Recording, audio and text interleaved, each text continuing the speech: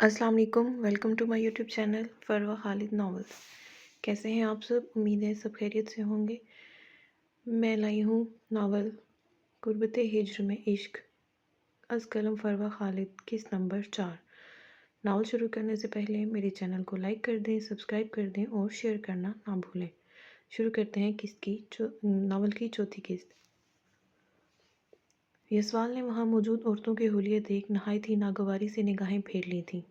ان دونوں کو اندر لایا گیا تھا، جہاں پہلے ہی بہت سارے معزز شخصیات شراب اور شباب کے نشے میں دھت پہلے سے موجود تھے۔ یسوال خان آفریدی کے لیے وہاں ایک سیکنڈ بھی رکنا محال ہوا تھا۔ رقص کرتی طوائفیں رقص کرنے کے دوران کبھی کسی کے قریب جا گرتی تھیں تو کبھی کسی کے۔ یسوال کو اپنی جانب متوجہ نہ ہوتا دیکھ ان میں سے ایک نے یسوال کے قریب آنا چاہا تھا، مگر یسوال نے ہاتھ اٹھا کر اسے اپنے قریب آنے سے روک دیا تھا۔ آفتاب بھی وہاں آ کر پچھتا رہا تھا۔ اس نے شغل میں یسوال کو بولا تھا، کیونکہ اسے پورا یقین تھا کہ یسوال ایسی جگہ پر کبھی نہیں آئے گا، مگر اب وہ خود یہاں آ کر پچھتا رہا تھا۔ تم یہیں بیٹھو، میں بھی آ رہا ہوں۔ یسوال اسے وہیں بیٹھنے کا کہتا خود حسینہ بائی کو اشارہ کرتا وہاں سے اٹھ گیا تھا۔ آفتاب ہونک بنا اپنے دوست کی حرکات ملاحظہ کر رہا تھا، جو ویسے ہی الٹی کھوپڑی کا مالک تھا، اور یہاں آ کر وہ کیا کرنے والا تھا آفتاب کی سمجھ سے باہر ہو چکا تھا۔ جی خان صاحب، آج آپ پہلی بار ہمارے غریب خانے پر تشریف لائے ہیں، آپ کی خوشی کا پورا خیال رکھا جائے گا۔ حسینہ بائی نے اس کے سامنے صوفے پر بیٹھے دلربائی سے بولی تھی۔ سامنے بیٹھے وجیح انسان کو وہ اپنے مستقبل گاہک بنانا چاہتی تھی، کیونکہ یہاں آنے سے پہلے وہ اپنے گاہک کے بارے میں سب پتہ کروا لیتی تھی۔ اسے اچھے سے اندازہ تھا کہ یسوال خان آفریدی جدی پشتی رئیس تھا، اس سے انہیں بہت زیادہ فائدہ ہونے والا تھا۔ تو کرو خوش، یسوال نے اشارہ دیا تھا۔ وہ اس کوٹھی کی سب لڑکیوں کو دیکھنا چاہتا تھا، کیونکہ بقول اپنی خالہ کے اسے یہاں کی سب سے زیادہ معصوم اور خوبصورت لڑکی کو ڈھونڈنا تھا۔ یسوال خان آفریدی آج پہلی بار اپنی مرضی کے خلاف جا کر کوئی کام کر رہا تھا۔ کچھ ہی دیر میں اس کے سامنے سجی سنوری 10 سے زائد لڑکیاں پیش کر دی گئیں، جو ایک سے پڑھ کر ایک ادائیں دکھانے میں ماہر تھیں۔ یسوال کو ان میں سے کوئی بھی ایک بھی معصوم تو کہیں سے نہیں لگی تھی، نہ ہی وہ ساری نشانیاں کسی میں نظر آئی تھیں جو اس کی پیاری خالہ جان نے بتائی تھیں۔ کیا ہوا خان سائیں، آپ کو کوئی لڑکی پسند نہیں آئی؟ حسینہ بائی نے اس کے تاثرات دیکھ کر ہی سمجھ گئی تھی۔ یسوال کے نفی میں سر ہلانے پر اس نے تمام لڑکیوں کو وہاں سے بھیج دیا تھا۔ میں پہلی بار آیا ہوں یہاں، مجھے کوئی ایسی لڑکی چاہیے جو بالکل انچھوئی ہو، جس میں معصومیت ہو اور جسے حاصل کرنے میں بھی مزہ آئے۔ یسوال خود بھی نہیں جانتا تھا کہ وہ کیسے یہ الفاظ ادا کر رہا تھا۔ اس کی بات سن کر حسینہ بائی کے دماغ میں میرال کا خیال آیا تھا، مگر اس کی طبیعت کا خیال آتے ہی وہ ششو پن میں پڑ گئی تھیں۔ میں آپ کو اس کی منہ مانگی قیمت دوں گا، یسوال نے اس سوچ میں ڈوبا دیکھ دوبارہ کہا تھا۔ اس کی بات سنتے ہی حسینہ بائی کے ہونٹوں پر مسکراہٹ کھیل گئی تھی۔ اسے بھلا اور چاہیے ہی کیا تھا؟ ابھی کچھ دنوں پہلے ایک بہت ہی فریش پیس آیا ہے خان صاحب، بالکل آپ کی خواہش کے عین مطابق، مگر اس کی طبیعت کچھ ٹھیک نہیں ہے، تو سمجھ نہیں آ رہا کہ کیا جواب دوں، مگر اب آپ کو انکار بھی تو نہیں کیا جا سکتا۔ جاؤ جا کر میرال کو تیار کرو۔ حسینہ بھائی نے اپنے قریب کھڑی ملازمہ کو اپنی طرف سے آخری جملہ بہت دھیمی آواز میں بولا تھا، مگر وہ یسوال خان آفریدی کی سماعتوں سے محفوظ نہیں رہ پایا تھا۔ میرال نام سن کر اسے تسلی ہوئی تھی کہ وہ اپنی منزل کے قریب پہنچ چکا تھا۔ آپ فکر مت کریں، میں آپ کے باقی گاہکوں کی طرح نہیں ہوں۔ یسوال نے انہیں اپنے مہذب ہونے کا یقین دلایا تھا، جب کچھ ہی دیر بعد اسے اس لڑکی تک جانے کا پیغام آ گیا تھا۔ حسینہ بائی خود اسے اس لڑکی کے کمرے کے سامنے چھوڑ کر آئی تھیں۔ روم میں داخل ہوتے ہی یسوال کے کانوں میں دبی دبی سسکیوں کی آواز گونجی تھی۔ وہ روم کو لاک کرتا اندر داخل ہوا تھا۔ وہ نہیں جانتا تھا کہ اس روم میں کیمرے لگے ہوئے ہیں یا نہیں، مگر پھر بھی اسے پوری احتیاط برتنی تھی۔ اسے پھولوں سے سجا بیڈ بالکل خالی پڑا نظر آیا تھا۔ روم میں بھی اسے کہیں بھی وہ لڑکی دکھائی نہیں دی تھی، مگر سسکیوں کی آواز بتا رہی تھی کہ وہ لڑکی یہیں گئی ہے۔ یسوال آواز کا تعین کرتا آگے بڑھا تھا، جب اسے بیڈ کی دوسری جانب وہ بیڈ سے ٹیک لگائے بڑے سے فینسی دوپٹے میں سکڑی سمٹی سی بیٹھی نظر آئی تھی۔ اس نے خود کو پوری طرح اس دوپٹے میں چھپا رکھا تھا۔ دور سے ہی دیکھ کر پتہ چل رہا تھا کہ وہ رونے کے ساتھ ساتھ کس بری طرح سے کانپ رہی تھی۔ یسوال کے بھاری قدموں کی چاپ جیسے جیسے اسے اپنے قریب آتی محسوس ہو رہی تھی، اس کی سانسیں مدھم ہو رہی تھیں۔ اٹھو یہاں سے، اوپر بیٹھو۔ یسوال کی سرد و سپاٹ غصے میں ڈوبی آواز اس کی سماعتوں سے ٹکرائی تھی۔ اس انجان لڑکی کی خاطر وہ ایسی جگہ پر خوار ہو رہا تھا جہاں وہ مر کر آنا بھی پسند نہ کرتا، اس لیے اس لڑکی سامنے دیکھتے ہی یسوال کو غصہ عود آیا تھا۔ مگر میرال اپنی جگہ سے ٹس سے مس بھی نہیں ہوئی تھی، وہ ویسے ہی سسکتی رہی تھی۔ جب یسوال نے جھک کر اسے بازو سے دبوچ کر اوپر اٹھایا تھا، تکلیف کے مارے میرال کے ہونٹوں سے چیخ برآمد ہوئی تھی۔ وہ ایک دم اس کے مقابل آ گئی تھی۔ اس کے چہرے پر اب بھی گھونگھٹ پڑا تھا۔ پلیز میرے قریب مت آنا، مجھے چھونا مت۔ میرال کی دھیمی مترنم آواز یسوال کی سماعتوں سے ٹکرائی تھی۔ اتنی پیاری آواز لمحے بھر کو یسوال خان آفریدی کو ساکت سا کر گئی تھی۔ مجھے ایسا کوئی شوق ہے بھی نہیں محترمہ، اپنا چہرہ دکھاؤ، مجھے صرف تمہارا چہرہ دیکھنا ہے۔ یسوال خود ابھی بھی ماسک لگائے ہوئے تھا مگر وہ میرال کا چہرہ دیکھنا چاہتا تھا تاکہ کنفرم کر سکے کہ یہ وہی لڑکی ہے۔ نہیں، خدا کے لیے مجھ سے دور ہو جاؤ، مجھے چھونا مت، تمہیں تمہارے رب کا واسطہ۔ میرال خوف کے زیر اثر مقابل کی کیفیت سمجھے بغیر اپنے بچاؤ کے لیے اس کے آگے ہاتھ جوڑے فریاد کر رہی تھی، جو سنتے یسوال کا دماغ گھوم چکا تھا۔ وٹ دی ہیل، یہ لڑکی معصوم نہیں، پاگل ہے۔ یسوال اب مزید نرمی سے پیش آنے کے بجائے اپنے سامنے جوڑی اس کی غداز ہتھیلیوں کو اپنی آہنی گرفت میں جکڑتے اس کے چہرے سے گھونگھٹ الٹ گیا تھا۔ مگر اگلا منظر یسوال خان آفریدی کے لیے کسی قیامت سے کم نہیں تھا۔ آنسوؤں سے دھلا دھلایا، مٹے مٹے میک اپ کے ساتھ سجا اس کا معصومیت بھرا حسین چہرہ یسوال خان آفریدی کو مسمرائز سا کر گیا تھا۔ اس کی غلافی آنکھوں پر سجی گھنیری پلکیں آنسو سے بھیگی ہوئی تھیں۔ کٹاؤ دار گلابی پنکھڑیاں دھیرے دھیرے لرز رہی تھیں، جبکہ پھولے گالوں پر سجا سیاہ تل یسوال کی نگاہوں کو الجھا رہا تھا۔ ٹھوڑی کے خم کے عین میچ میں جگمگاتا سیاہ تل اس کے حسن کو چار چاند لگا رہا تھا۔ یسوال کو اپنی نگاہوں کا زاویہ بدلنے میں بہت مشکل پیش آئی تھی۔ اسے ہوش تو تب آیا تھا جب میرال نے اس کی گرفت سے اپنے ہاتھوں کو آزاد کروانے کی کوشش کی تھی۔ یسوال ایک دم ہوش میں آیا تھا۔ میرال کی لال پڑتی رنگت دیکھ کر اسے احساس ہوا تھا کہ اس نے کتنی سخت سے اس کے ہاتھوں کو جکڑ رکھا ہے۔ یسوال نے فوراً اپنی گرفت ختم کی تھی۔ استغفر اللہ، یہ مجھے کیا ہو رہا ہے؟ اپنی پیشانی مسلتا ہوا اس لڑکی کے آگے سے رخ موڑ کر کھڑا ہو گیا تھا۔ میں یہاں کسی غلط مقصد سے نہیں آیا بلکہ تمہاری مدد کرنے آیا ہوں۔ یسوال کے رخ موڑنے اور اب ان الفاظ پر میرال نے حیرت بھری نگاہوں سے سر اٹھا کر اس کی چوڑی پشت کو گھورا تھا۔ کیا وہ سچ کہہ رہا تھا؟ مگر اس نے تو اس شخص کو دیکھا تک نہیں تھا، جاننا تو دور کی بات۔ پھر یہ اجنبی شخص اس کی مدد کرنے کیوں آیا تھا؟ ڈاکٹر آمنہ نے بھیجا ہے مجھے، وہ بنا اس کی جانب دیکھے ہی اس کی کنفیوژن سمجھتا وضاحت دیتے بولا تھا، جس پر میرال کی آنکھیں ایک بار پھر سے نمکین پانیوں سے بھر گئی تھیں۔ تو اس کا مطلب وہ غلط تھی۔ اس دنیا میں اب بھی نیک انسان موجود تھے جو اپنے رب کی رضا کی خاطر اس کے بندوں کی مدد کرنا جانتے تھے۔ میرال کا دل اپنے رب کے حضور سجدہ بسجود ہوا تھا، جس نے اس کی پکار سن لی تھی اور اس کی پاک دامنی پر داغ نہیں لگنے دیا تھا۔ کیا نام ہے تمہارا؟ یسوال نے اس کی خاموشی پر اگلا سوال کیا تھا۔ میرال عالم۔ میرال کی وہی دل فریب آواز اس کے کانوں سے ٹکرائی تھی۔ یسوال خان آفریدی رخ موڑے کھڑا اس ساحرہ کی جانب دیکھنے سے گریزاں تھا۔ یہاں تک کیسے پہنچی؟ یسوال کے اس سوال پر میرال نے خوفزدہ نگاہوں سے اس شخص کی چوڑی پشت کو دیکھا تھا۔ اسے سمجھ نہیں آ رہا تھا کہ وہ اس کے سچ کا یقین کرے گا بھی یا نہیں۔ کہیں وہ اسے جھوٹا بول کر وہ یہیں پر ہی نہ چھوڑ جائے۔ میرے پیرنٹس کی ڈیتھ ہو چکی ہے، میں اپنے چچا کی فیملی کے ساتھ رہتی تھی۔ میری چچی بہت ظلم کرتی تھی مجھ پر، اور کچھ دن پہلے لالچ میں آ کر ان لوگوں کے سامنے 20 لاکھ میں بیچ دیا انہوں نے مجھے۔ کچھ سچی کچھ جھوٹی کہانی سناتے میرال اپنے آنسوؤں کو نہیں روک پائی تھی۔ اگر یہاں سے نکلنا چاہتی ہو تو جو میں کہوں گا وہ ماننا پڑے گا۔ یسوال نے پلٹتے اس کی جانب دیکھا تھا، جو سر پر واپس سے دوپٹہ لیے چہرہ جھکائے کھڑی تھی۔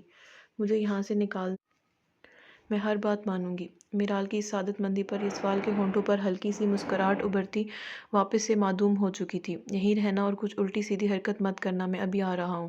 وہ لمبے لمبے ڈگ بھرتا وہاں سے نکل گیا تھا۔ میرال سانس روک کے اسے جاتے دیکھ رہی تھی۔ اس نے دل ہی دل میں اس مہربان اجنبی کی جلدی لوٹنے کی دعا مانگی تھی۔ خان صاحب، آپ یہ کیا کہہ رہے ہیں؟ ایسا نہیں ہو سکتا۔ حسینہ بائی یسوال کی بات سنتے شاک ہوئی تھی، جو ان کی سونے کی چڑیا کو ہمیشہ ہمیشہ کے لیے اپنے ساتھ لے جانے کی بات کر رہا تھا۔ کیوں نہیں ہو سکتا؟ یسوال صوفے پر ٹانگ چڑھائے شاہانہ انداز میں بیٹھے بولا تھا۔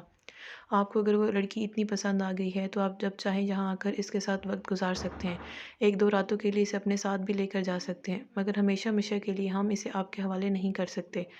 حسینہ بائی میٹھے لہجے میں بولتی اسے صاف انکار کر گئی تھی۔ میں اس لڑکی پر کسی اور کی نظر بھی برداشت نہیں کر سکتا۔ تم مجھے گارنٹی دے سکتی ہو کہ اس کوٹھے میں رہتے سے قریب کوئی اور مرد نہیں آئے گا یا اسے پر کسی مرد کی نگاہ نہیں پڑے گی؟ یسوال کی بات پر حسینہ بائی لاجواب ہوئی تھی۔ جتنا تم اس لڑکی سے 20 سالوں میں کمائی کرو گی، اتنی رقم میں ابھی اس وقت تمہیں دینے کو تیار ہوں۔ اب تمہارے پاس کوئی بہانہ نہیں بچا، اب تمہیں اس لڑکی کو میرے حوالے کرنا ہوگا۔ یسوال کی بات پر حسینہ بائی کی آنکھیں کھل گئی تھیں، جبکہ یسوال کے بلانے پر اندر قدم رکھتا آفتاب اپنی جگہ سے ہل گیا تھا۔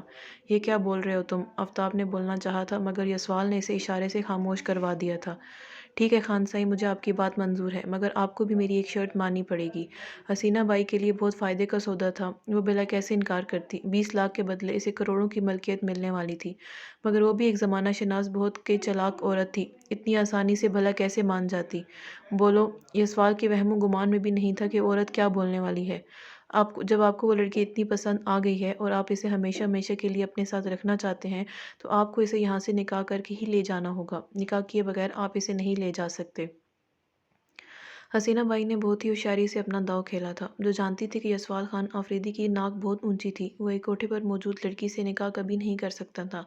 اس لڑکی کو یہاں سے لے جانے کا جو بھی مقصد تھا وہ اب حسینہ بائی کے سامنے آنے والا تھا۔ اس کی کہی جانے والی بات پر یسوال نے جھٹکے سے سر اٹھا کر اس کی جانب دیکھا تھا۔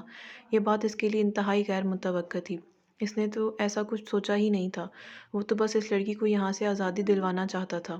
تم پاگل ہو چکے ہو یسوال، کیوں ان طوائفوں کے چکر میں پڑ رہے ہو؟ آفتاب یسوال کے قریب ہوتا سرگوشیانہ انداز میں بولا تھا۔ وہ لڑکی طوائف نہیں ہے، تم خاموش بیٹھو۔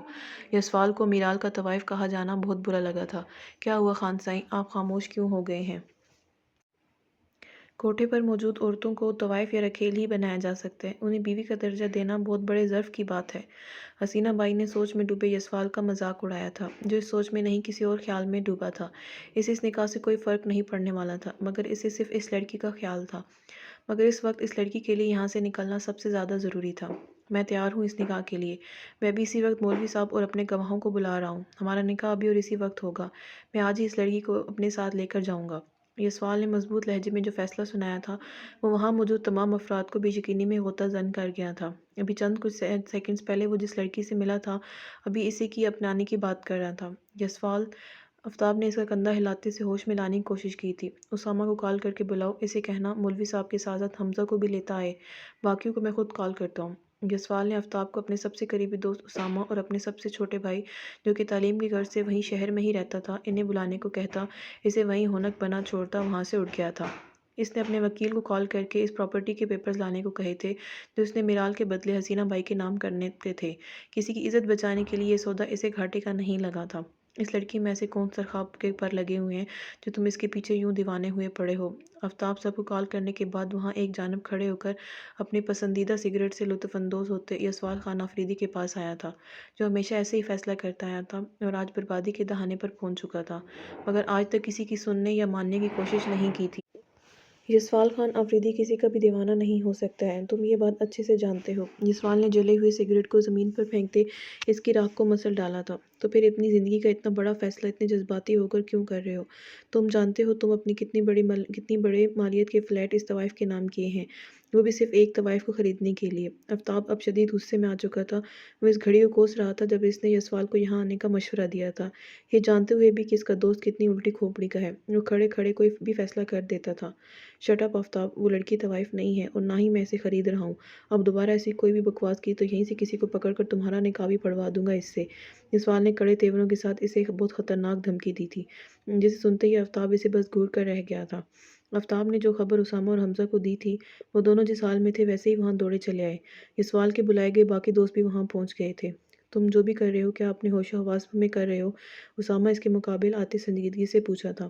یسوال نے نگاہیں اٹھا کر اس کی جانب دیکھا تھا۔ اسے تم اپنی بیوی بنا کر اس سے نکاح کر رہے ہو جو کہ ایک جیتی جاگتی انسان ہے، تمہاری پسندیدہ کار نہیں، جسے تم ایک دن استعمال کر کے پھینک دو۔ تم اپنی زندگی کا بہت بڑا فیصلہ کر رہے ہو، اس لڑکی کے بارے میں تم کچھ نہیں جانتے، آگے چل کر تمہارے لیے بہت مشکل پیدا ہو سکتی ہے۔ جب تمہارے خاندان والوں کے فائقہ کو قبول نہیں کیا تو وہ اس لڑکی کو کیسے قبول کریں گے جس کا کوئی اتا پتہ ہی نہیں ہے، جس کے نام سے زیادہ تم اس کے بارے میں کچھ نہیں جانتے؟ چند سیکنڈز میں تم اس لڑکی سے محبت تو نہیں ہو سکتی، پھر ایسا کیا ہوا ہے جو تم اتنا بڑا فیصلہ کر رہے ہو؟ اسامہ جانتا تھا کہ وہ ایک بار جو فیصلہ کر لے اس سے پیچھے نہیں ہٹے گا، مگر پھر بھی اپنے دوست کے بھلے کے لیے وہ ایک کوشش ضرور کرنا چاہتا تھا۔ اسامہ کی بات پر یسوال نے ہونٹ سختی سے بھینچ لیے تھے، اس کی کنپٹی کی رگ باہر کو ابھر آئی تھی۔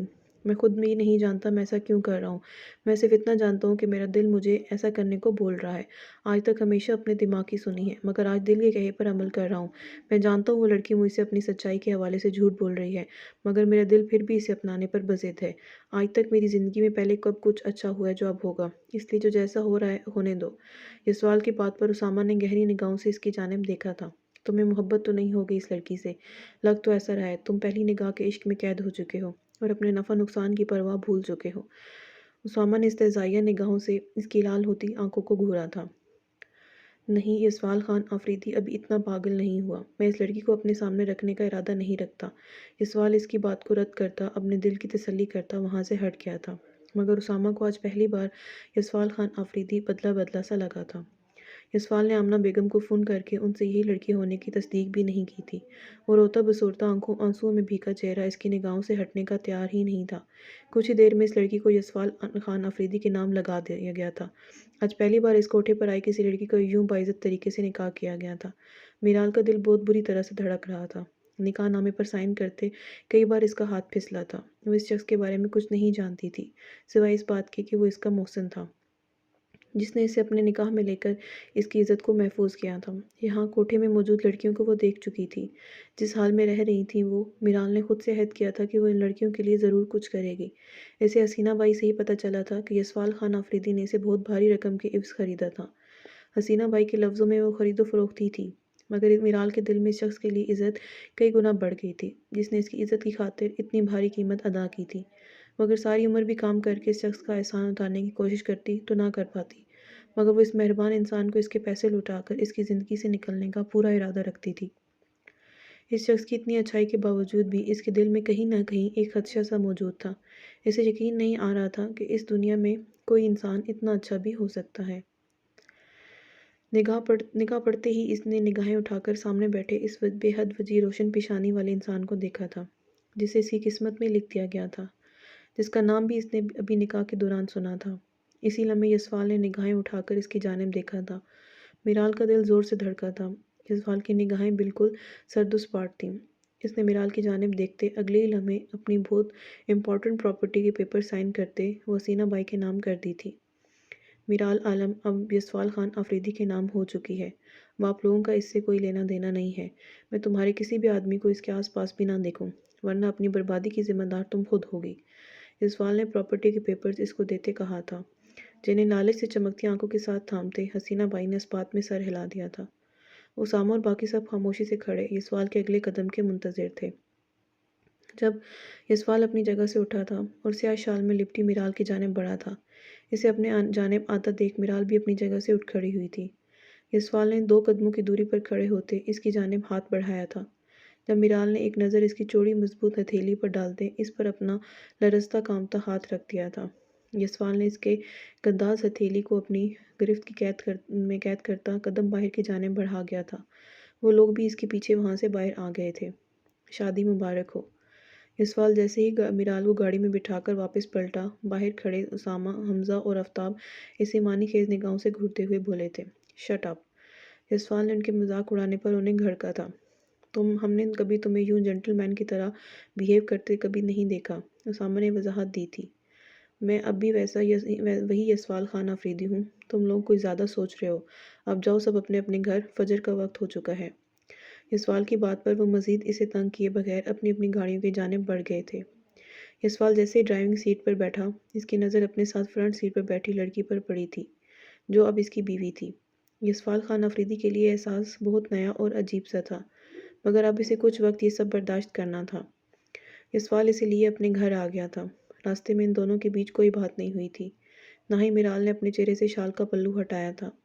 وہ خود کو ویسے کی ڈھام پر بیٹھی رہی تھی۔